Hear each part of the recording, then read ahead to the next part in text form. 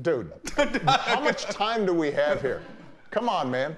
Look, here's the bottom line. Okay. Did you catch it?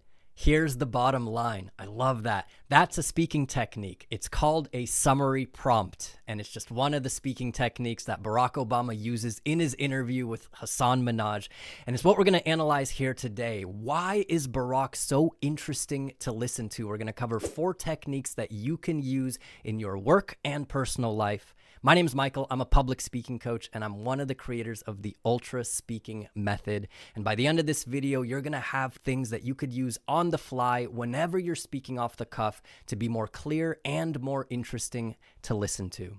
So let's break it down. Number 1, Barack Obama, you just saw it. He uses this thing called summary prompts. And these are little prompts for your brain and for the listener's brain to send one specific signal, and it's this: I'm about to give you the message. So let's see it in action. I guess this is the point I'm trying to make. The point you're making, though, is a legitimate. The point I was going to make, here's the bottom line. All he does the entire interview is say things like bottom line, the point I'm making. I guess what I'm trying to say is he has a habit of summarizing often. And this is one thing we've noticed that all the great speakers do.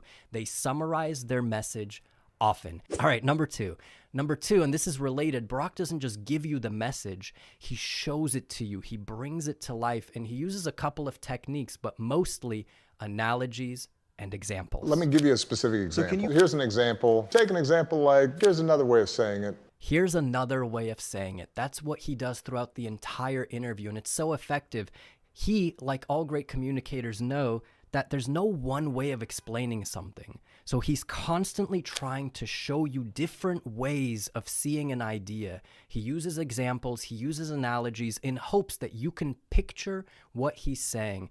And let's take a look at one of my favorite analogies that he uses in the interview. He's asked about the human condition, and he decides to talk about it using chimps and bananas. We're a bunch of chimps with guns and big machines. Yeah, talk that talk. But we're basically still operating at chimp-like levels. Right. And it doesn't matter if you have enough, you got a banana, somehow you still want everybody else's banana. When you use examples and analogies, you're doing your listener a favor. You're saying, let me paint the picture for you, and it becomes much more interesting to listen to. The bottom line is that great communicators don't just tell you something, they find different ways to show you. And what's great about this 30-minute interview is that throughout the 30 minutes, Barack is constantly in the habit of thinking, how else can I explain this idea? And that's really what great communicators are constantly doing. Okay, number 3, let's jump to it. So far, we've talked about what makes him so clear and so vivid, but what is it that makes him personable? From my vantage point, the one thing that Barack does really well, and all great speakers do, is he's very open. He's very vulnerable. And I want to play for you one of my favorite clips from the entire interview where he shares one of the dreams he had while being in the White House. And it's just not something that I would have expected from a president to share with the world. But take a listen. I did have dreams where I wasn't president, and they were some of my happiest dreams, where I'd be walking down the street.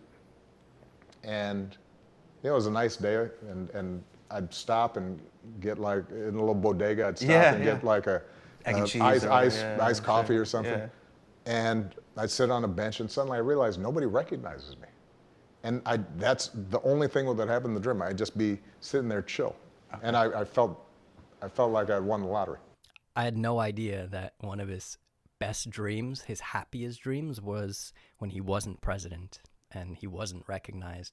And that's just a level of getting to know somebody that I think makes us like them, makes us relate to them. And there were moments throughout the interview, and I'll just show you a couple, where I felt like he did a really good job of just being real with us. Oh, look, I'm owning that completely. I've always said that is probably the worst mistake of my presidency. Okay. Of course, there are times where I feel depressed. Okay. The bottom line is that he's unafraid to be vulnerable, and in the age of authenticity, that's really, really important. We see that in Brene Brown, we see that in Simon Sinek, we see that in all great communicators, and Barack shows us that even at the highest level, the highest title you could have in the country, there's still an opportunity to share more of himself with the world. But that brings us to the final point, point number 4, which is so related, and that's sense of humor. If you watch the interview, there's so many times where Barack is really funny, and it contrasts so nicely from these more serious, vulnerable moments to just moments of lightheartedness. And so I created a little compilation of my favorite bits that really showcase what type of person Barack Obama is. Let's take a look. I'm actually going to lean on you to be my therapist a little bit. Help me understand. Come on, this, I'm going to help you out. So meet me here. I'm here speaking on behalf of so many voters. Yeah. And First so of all, many let Americans, me set my watch so that you know, that's part of the therapy process. Right. I know. So you know, tell your skeptical, you know, Indian uncles, dude, come on, man. I probably helped Hassan get a job. You know, if it hadn't been for another guy with a funny name, you know, Netflix isn't going to carry him.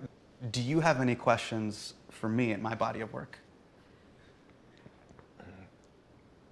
Not really.